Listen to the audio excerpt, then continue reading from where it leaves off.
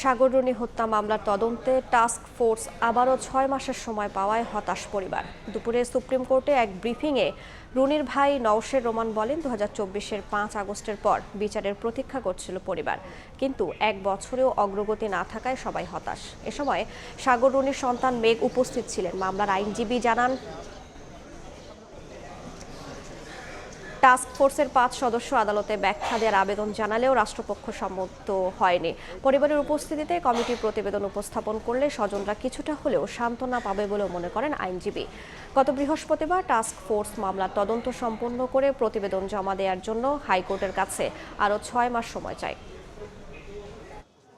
১ বছর আগে এখানে দাঁড়িয়ে তখন কিন্তু খুব আশাবাদী ছিলাম।